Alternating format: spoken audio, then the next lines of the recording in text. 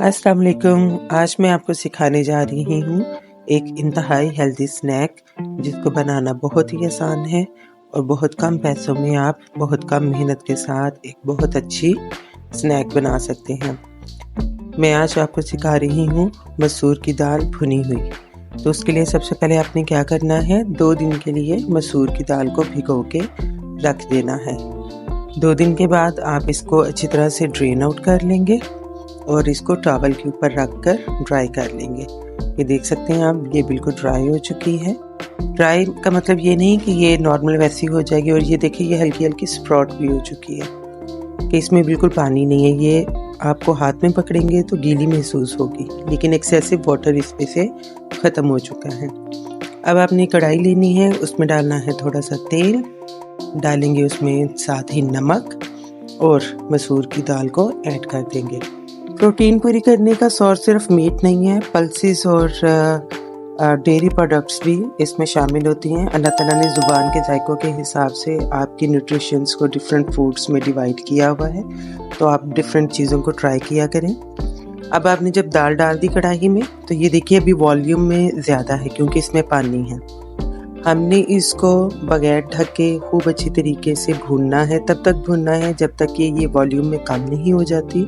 Number 1, क्योंकि इसमें से हमने पानी को इवेपोरेट करना है। जो हल्का फुल्का ये पानी इसमें दालों में दाल के अंदर रच गया हुआ है, उसको हमने ख़त्म करना है। तो आपने तेज़ आंच पे भूनना है और चम्मच चलाना नहीं छोड़ना। इसकी पहचान भुनने की ये होगी कि मकई के दानों की तरह इसके फटने की आवाज़ आना शुरू हो जाएगी। 8 से 10 दानों की फटने की आवाज़ आए तो इसका मतलब है ये भुनना शुरू हो गई है। दाल के दाने को आपने चेक करते रहना है ताकि पता चले कि ये क्रिस्पी हुई या नहीं। अगर तो ये सॉफ्ट लगे टूटने में, क्रिस्पी इसकी स्किन ना हुई हो, तो इसका मतलब है इसको मज़ीद भुनने की ज़रूरत है। अब जब ये हाफ भुन जाए तो फिर आप इसमें अपने फेवरेबल मसाले भी ऐड कर सकते हैं ताकि ये थोड़ी स्पाइसी लगे। अगर आपको प्लेन सिर्फ सॉल्टी चाहिए तो आप सिर्फ नमक ही डालें, आपको कुछ और डालने की ज़रूरत नहीं। मैंने यहाँ पे थोड़ा सा चाट मसाला और कुटी हुई मिर्ची भी डाली हैं। तो इसको डाल के मज़ीद भुनें। जब ये भुन जाए तो 8 से 10 दाने अगर भुनने की आवाज़ आए तो वो काफ़ी नहीं, ये खूब अच्छी तरह से मकई के दानों की तरह फटने की आवाज़ आनी चाहिए।